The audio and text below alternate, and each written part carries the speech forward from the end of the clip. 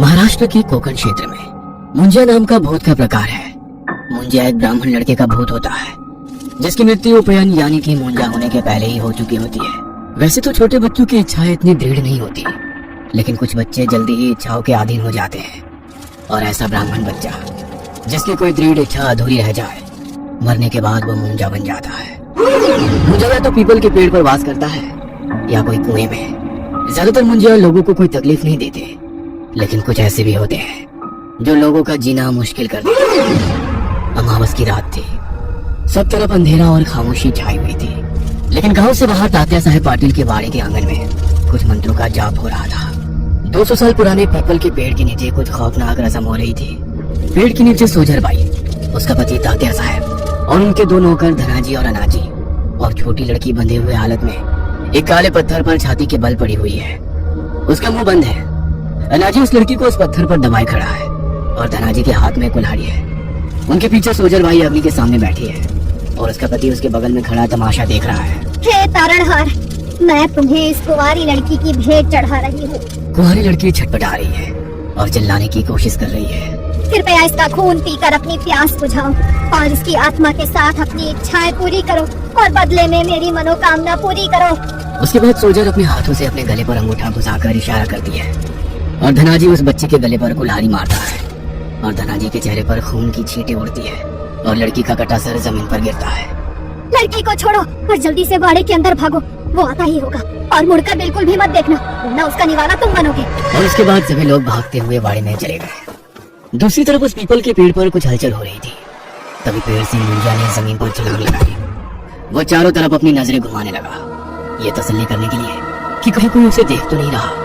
और तभी उसे दूर एक पेड़ के नीचे किसी आदमी के होने की भनक लगी और वो फिर से पीपल पर चढ़ गया। वो आदमी मुंजा को देख बहुत डर गया था। गांव के वीरानों में मिल रही कुंवारी लड़कियों की लाशों के पीछे छुपा राज उसके सामने आ गया था।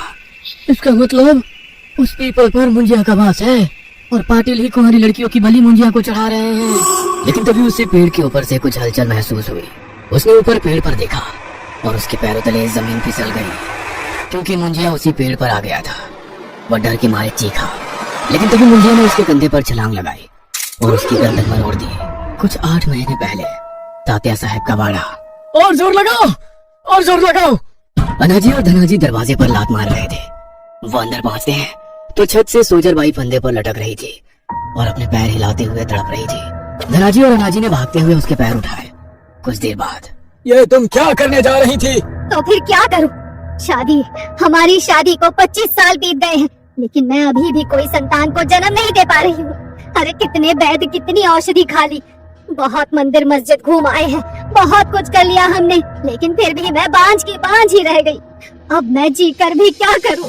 तुम चिंता मत करो, मुझे आज ही बाभल गांव के एक तांत्रिक के बारे में पता चला है और सिर्फ वही हमारी मदद कर सकता है। दूसरे दिन काले कपड़े पहना एक तांत्रिक जमीन पर बैठा है। उसके सामने सोजर बाई और तात्या साहब बैठे हुए हैं। तुम्हारे पिताजी ने 30 साल पहले वो बाड़ा एक ब्राह्मण से खरीदा है। वो बाड़ा खरीदने के बाद तुम्हारे पिताजी आंगन के कुएं में डूब मर गए। है बाबा जी, वो एक हादसा था। नहीं, वो हादसा नहीं था। क्या आंगन में एक 200 साल पुराना बड़ा सा पीपल का पेड़ है? है बाबा जी। उस पेड़ पर एक मुंजिया का वास है। क्या मतलब एक ब्राह्मण लड़के की आत्मा? हाँ, वो मुंजिया वाड़े के पहले मालिक का बेटा है, जो कि एक ब्राह्मण था। उसका बड़ा बेटा माधव चोट मुंज करने से पहले ही आंगन के कुएं में डूबकर मर गया। उसकी कुछ ही महीनों में शादी होने वाली थी। उसमें वासना भरी थी जो पूरी नहीं हो पाई, इसलिए वो मुंजिया बन गया। 32 साल से वो उस पीपल पेड़ पर रह रहा है। वो काफी दुखी है क्योंकि उसकी इच्छा अभी भी पूरी नहीं हुई है। वो चाहता है कि तुम उसकी वो इच्छा पूरी करो, इसलिए उसने तुम्हारे परिवार पर अपना कहर बरसाना शुरू कर दिया ताकि तुम उससे तंग आकर उसकी इच्छा पूरी करो। उसने तुम्हारे पिताजी को कुएं में डुबा कर मार डाला, लेकिन फिर भी तुम लोग उसके इशारे को नहीं समझ पाए। इतने साल से तुम्हारे बच्चे नहीं हुए, फिर भी तुम्हें इस मुंजिया के बारे में पता नहीं चला। खैर, वो चाहता है कि तुम उसे खुश करो और फिर तुम्हें खुद की संतान होगी। तो अब क्या करें बाबा जी? मुंजिया को खुश करो। लेकिन कैसे? उसे 4 कुंवारी लड़कियों की बलि चढ़ाओ। ये सुन वो दोनों काफी चौंक गए। उन्हें अपने कानों पर बिल्कुल भी विश्वास नहीं हुआ। लेकिन कुंवारी लड़कियों की बलि लेकर वो क्या करेगा? क्या वो अपनी वासना उनकी आत्माओं से पूरी करेगा? पता नहीं, लेकिन वो कुंवारी लड़कियों का खून पीना चाहता है और उनकी आत्माएं अपने कब्जे में करना चाहता है। तुम इस बात को ठंडे दिमाग से विचार करो। इसके बाद वो दोनों वाड़ी पर आए। बहुत विचार करने के बाद उन्होंने ये तय किया कि वो मुंजिया को खुश करने के लिए 4 कुंवारी लड़कियों की बलि देंगे। तात्या साहब ने उसके 2 वफादार नौकरों को बुलाया। अनाजी और धनाजी दोनों सगे भाई थे और पीढ़ी पर पीढ़ी उनके खानदान के मर्द पाटिल के यहाँ नौकरी करते आ रहे थे। तात्या साहब ने उन्हें कुंवारी लड़कियों को उठाने का जिम्मा दिया और उसके बाद वो आदिवासी गरीब गांव वाले और बंजरों की कुंवारी बच्चियां उठाने लगे। उन्होंने चौथी बलि चढ़ाई, लेकिन उसके 3-4 महीने बाद भी सोजरबाई पेट से नहीं हो पाई। ये देख वो फिर से तांत्रिक के पास गए। तब तांत्रिक ने कहा कि मुंजिया अभी खुश नहीं हुआ।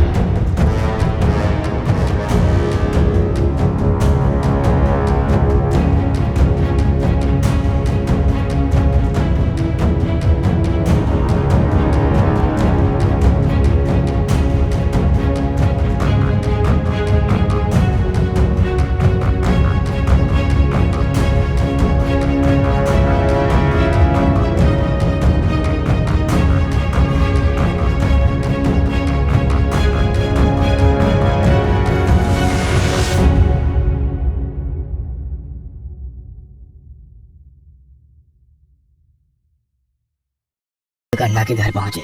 क्या आपके पति की किसी से दुश्मनी थी? नहीं जी, लेकिन मुझे लगता है कि उनकी हत्या पाटिल के आदमी धनाजी और अनाजी ने की है।